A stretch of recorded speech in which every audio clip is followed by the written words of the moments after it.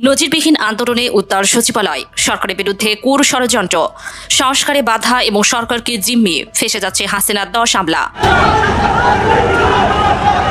Doctor Mohammad ইউনূসের নেতৃত্বাধীন অন্তর্বর্তী সরকারের বিরুদ্ধে টানা তৃতীয় দিনের মতো রাজপথে আন্দোলন করেন সরকারি চাকরিজীবীরা। পরিস্থিতিতে চাপের মুখে পড়েছে অন্তর্বর্তী সরকার। সোমবার এমন খবর প্রকাশ করেছে ব্রিটিশ সংবাদ সংস্থা রয়টার্স। বাংলাদেশে লক্ষ লক্ষ আস্তাদ আব্দুল্লাহ রয়েছে, বেঁচে থাকতে এই সংস্কার কার্যক্রমের যদি বাধা বিশেষ করে সচিবালয় থেকে আসে, সেটা কঠোর হস্তে সেটাকে জনগণকে সাথে নিয়ে সেটাকে প্রতিরোধ করা হবে। দর্শক, টানা কয়েকদিন যাবৎ ধরে সচিবালয় কর্মকর্তারা যেভাবে আন্দোলন চালাচ্ছে, ডক্টর ইউনূস রীতিমতো চাপের মুখে পড়ে গিয়েছেন, এই খবর প্রকাশ করেছে যুক্তরাষ্ট্র। ইতিমধ্যে সচিবালয়ে যারা এরকম কর্মকাণ্ড করছে, আন্দোলন করে ডক্টর ইউনূসকে সরাতে যাচ্ছে, তাদের চিহ্নিত করা হয়েছে। আওয়ামী লীগের দোসরদের তালিকা প্রকাশ হয়েছে। ইতিমধ্যে কয়েকজন আটকও হয়েছেন।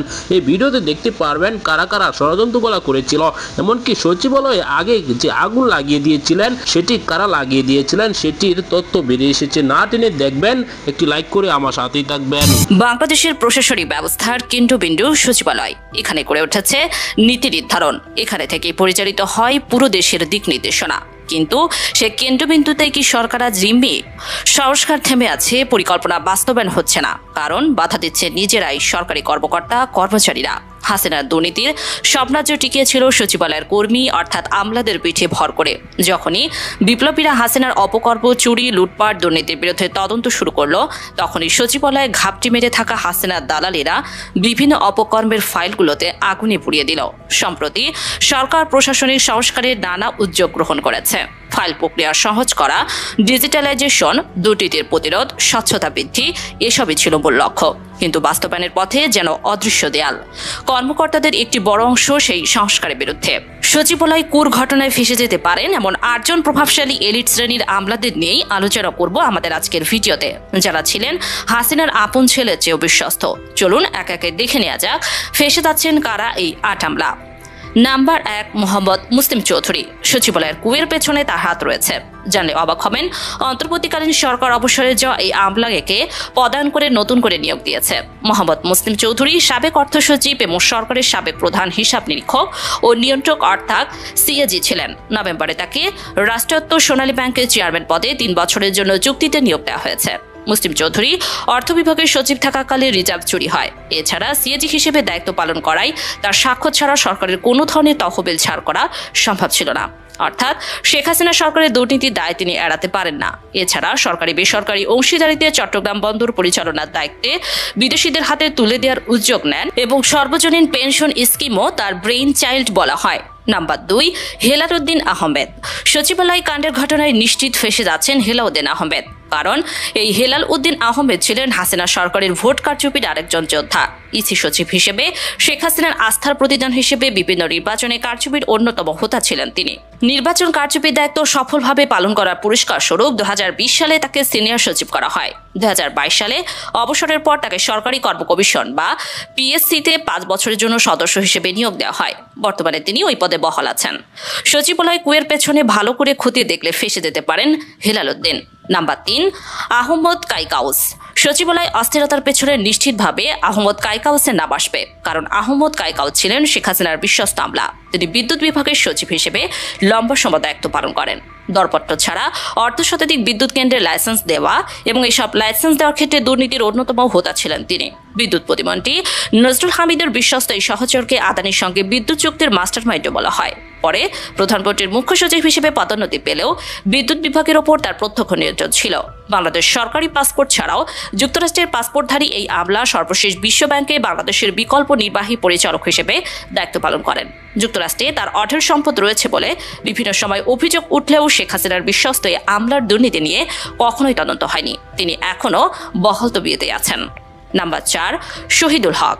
ধারণা করা হচ্ছে সচিবালয় আন্দোলনের পেছনে শহীদুল হকের হাত থাকতে পারে, কেননা তার শত উপকর্মের আমল নামা রয়েছে সচিবালয়ে।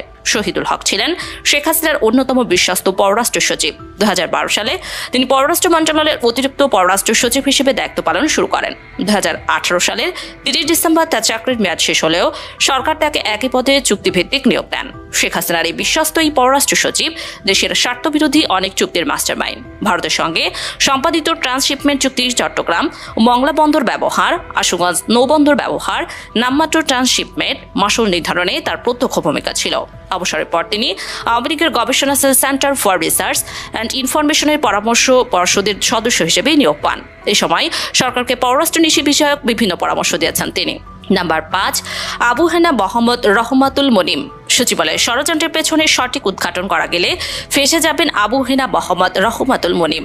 এই আমলা অন্তর্বর্তীকালীন সরকারের দায়িত্ব গ্রহণের পর যদিও অপসারিত হয়েছেন, কিন্তু সচিবালয় তার আমল নামায় ছিল। এর আগে তিনি জাতীয় রাজস্ব বোর্ড NBR এর চেয়ারম্যান ছিলেন। এছাড়া বিবিসির চেয়ারম্যান হিসেবেও তিনি দায়িত্ব পালন করেছেন। NBR এর চেয়ারম্যান হিসেবে ডক্টর ইউনূসকে একের পর এক আয়কর মামলার হয়রানি করেন মুনিম। এখন নিশ্চয় বুঝতে পেরেছেন কেন সচিবালয়ের কুর ষড়যন্ত্র। এছাড়া Rahmatul Munim Summit, S Alam, Unique, মেক্সিমকো সহ কয়েকটি বড় গ্রুপের বিদ্যুৎ কেন্দ্রকে নিয়ম বহির্ভূতভাবে শত শত কোটি টাকার কর অবকাশ সুবিধা দিয়েছেন। হাসনাত আব্দুল্লাহ বেঁচে থাকতে বাংলাদেশে লক্ষ লক্ষ হাসনাত আব্দুল্লাহ রয়েছে। বেঁচে থাকতে এই সংস্কার কার্যক্রমের যদি বাধা বিশেষ করে সচিবালয় থেকে আসে, সেটা কঠোর হস্তে সেটাকে জনগণকে সাথে নিয়ে সেটাকে প্রতিরোধ করা হবে। আপনারা এটা ভাববেন না যে আপনাদের বিকল্প নাই। সচিবালয়ের বিষয়টা মানে এখন সচিবালয়েও দেখলাম আন্দোলন হচ্ছে, বিক্ষোভ হচ্ছে, NBR সংস্কারও বাধা দেওয়া হচ্ছে। দেখেন, আমরা আপনাদেরকে বলতে চাই, যখন 5ই আগস্টের জুলাই গণঅভ্যুত্থান চলছিল, আপনারা কিন্তু কালো ব্যাজ ধারণ করে শেখ হাসিনাকে সমর্থন জানিয়ে আপনারা হচ্ছেন অফিস করেছেন। আপনারা কিন্তু এখন আপনারা হচ্ছেন হুমকি দেন যে আপনারা হচ্ছেন অফিস চলতে দিবেন না, আপনারা হচ্ছেন অফিস বন্ধ করে রাখবেন। 5ই আগস্ট কিন্তু আপনাদের এই হিম্মতটা ছিল না যে শেখ হাসিনার চোখে আঙ্গুল দিয়ে শেখ হাসিনার ক্ষমতাকে প্রশ্নবিদ্ধ করে আপনারা কিন্তু তখন কেউ পদত্যাগ করেননি। আপনাদের একজন কর্মকর্তা কর্মচারী বাংলাদেশের স্বাধীনতা পরবর্তী সময়ে আমাদের যদি অসহায় দুর্ভোগের রেজিমেন্ট হিসেবে পরিচিত হয়, সেটা হচ্ছে সচিবালয়, এবং দুর্নীতির আতুরঘর হিসেবে পরিচিত হয়, সেটা হচ্ছে NBR। সেজন্য আপনারা প্রিয় দর্শক, সম্পূর্ণ ভিডিওটি দেখলেন। দর্শক, বর্তমান সময়ে সচিবালয়ের কর্মকর্তারা যে আন্দোলন করছে তাদের দাবি নিয়ে একের পর এক আন্দোলনে কিন্তু ডক্টর ইউনূস চরম বিপদে পড়েছেন।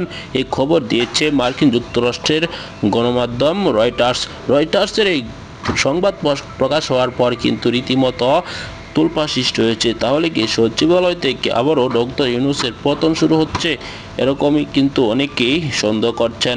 সচিবালয়ে যে আওয়ামী লীগের কর্মকর্তারা রয়েছে সেটি কিন্তু সন্দেহ নেই, কেননা সচিবালয়ে কিছুদিন আগে আগুন লেগেছিল, তারপর অনেক নথিপত্র পুড়ে ছাই হয়ে গিয়েছিল।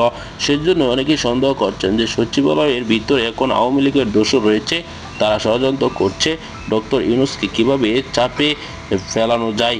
ইতিমধ্যে আপনারা জানেন ডক্টর ইউনূস পদত্যাগে সিদ্ধান্ত নিয়েছিলেন, তারপরে কিন্তু সচিবালয়ে এরকম আন্দোলন শুরু হয়েছে। তাহলে কি সচিবালয়ের ভিতরে আওয়ামী লীগের দোষররা সত্যি রয়েছে? এই ভিডিওতে আপনারা কিছু তথ্য পেয়েছেন, এসব বিষয় নিয়ে আপনার কি মতামত জানাবেন। পরবর্তী এরকম ভিডিওগুলো পেতে চ্যানেলটিকে সাবস্ক্রাইব করে রাখবেন। আসসালামু আলাইকুম।